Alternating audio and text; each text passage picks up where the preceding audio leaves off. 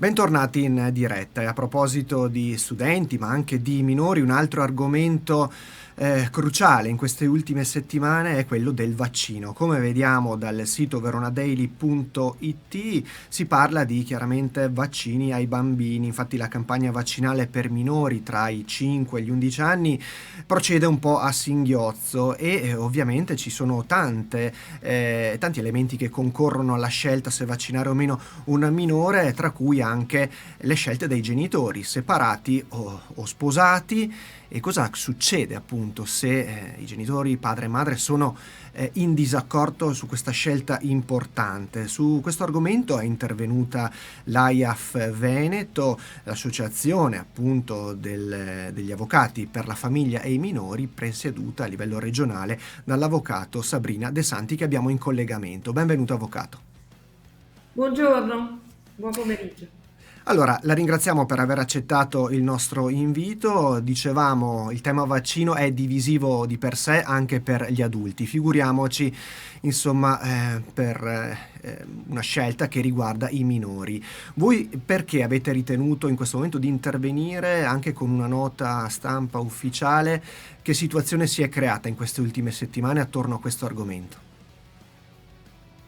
L'argomento vaccini ai minori è un argomento che comunque riguarda le famiglie, siano esse unite o siano esse separate o ci siano divorzi, e comunque è un argomento che riteniamo essere molto importante perché riguarda la società nel suo complesso ed è un argomento che ci vede coinvolti come legali delle famiglie, perché siamo chiamati ad intervenire per dirimere controversie, per avere consigli, per capire che cosa è giusto fare nel momento in cui con l'altro genitore, perché non voglio nemmeno parlare di coniuge, ma semplicemente quando con Certo. l'altro genitore non si trova l'accordo. Quindi quali sono le strade da intraprendere, come si fa, ecco, molto concretamente, come si raggiungono gli obiettivi.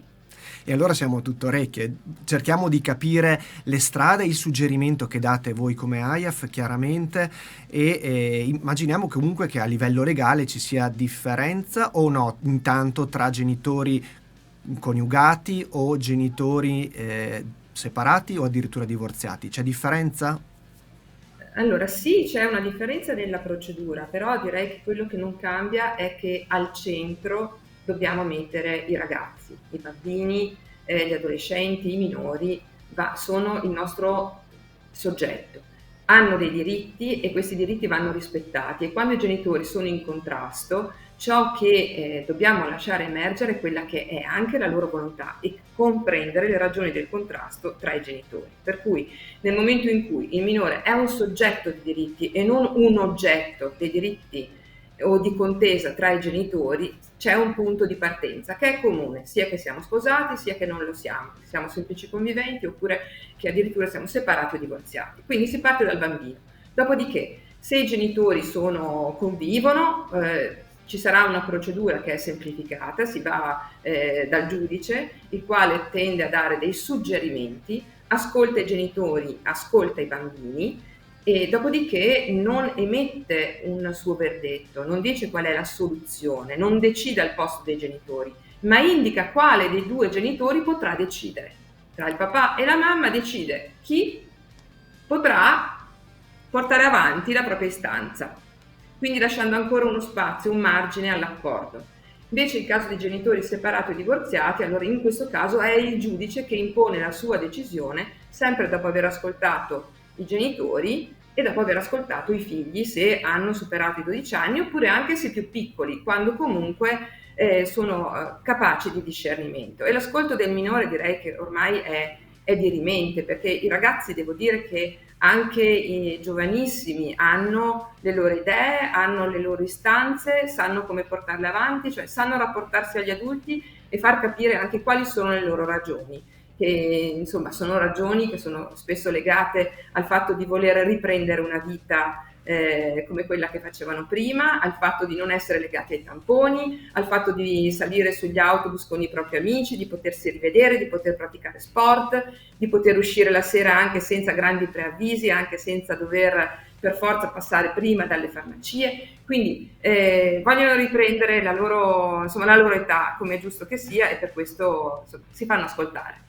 Perdoni la domanda che magari per lei è un po' banale, ma nel caso in cui i genitori in questo caso fossero entrambi d'accordo per il vaccino e il minore invece si esprimesse invece per il contrario, quindi per la contrarietà, in ogni caso prevale la scelta dei genitori. Allora, non è che prevale la scelta dei genitori, in quel caso, insomma, il minore verrà ascoltato e quindi il giudice valuterà quelle che sono le ragioni di contrarietà del minore e quindi valuterà poi qual è la decisione finale. Mhm. Quindi E quindi potrebbe anche materializzarsi diciamo, l'evento auspicato dal minore, in questo caso il no al vaccino, se il giudice lo riterrà opportuno. Potrebbe sì, anche se il esserci questa giudice ipotesi. potrebbe esserci questa ipotesi, ma il giudice lo deve valutare e quindi verificare che sia nell'interesse del minore, perché ciò che il giudice va a scrutinare non è tanto una volontà, chiaro, non è soltanto perché quella volontà potrebbe anche essere del tutto velleitaria. Quello che il giudice va a scrutinare è quello che è l'interesse del minore, quindi se la decisione che prende va nell'interesse o meno del minore. Oggi vediamo che la giurisprudenza è assestata su un grande favore verso i vaccini, tenendo conto di quello che è l'espressione della comunità scientifica internazionale, che insomma che Assolutamente. valuta che il vaccino da una parte protegge dalla malattia per l'80% e al 100% protegge dalle conseguenze letali, per cui insomma una volta Assolutamente. che la scienza si esprime in questo modo è chiaro che la giurisprudenza, salvo il caso singolo, salvo verificare nel caso concreto che cosa sta accadendo e qual è l'interesse di quel minore, è chiaro che la tendenza è verso un favore per il vaccino. Il consiglio comunque che date prima di arrivare davanti a un giudice, davanti a un tribunale, è proprio quello di cercare il dialogo tra coniugi o comunque tra genitori.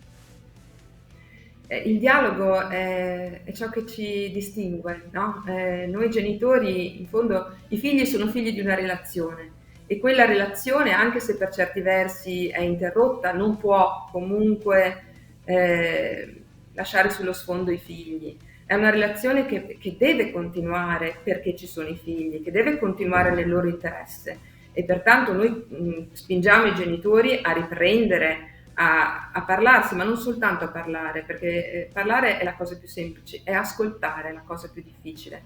Quindi imparare ad ascoltarsi, cercare di dialogare e prendere appuntamento dal medico e sentire nel caso specifico che cosa è meglio fare.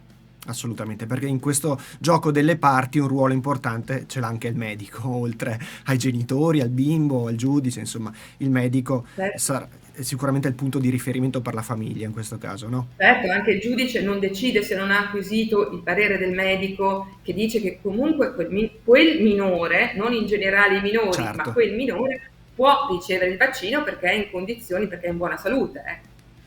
Grazie avvocato, è stata molto gentile e precisa nel darci dei riferimenti e è importante anche sottolineare questi aspetti perché sono situazioni che si trovano in maniera molto più frequente, chiaramente anche alla luce dell'apertura della possibilità di vaccino ai minori inaugurata qualche settimana fa. Grazie per essere stato con noi. Grazie a lei, grazie a lei, grazie agli ascoltatori. E noi adesso lasciamo spazio a un po' di musica, torniamo tra poco.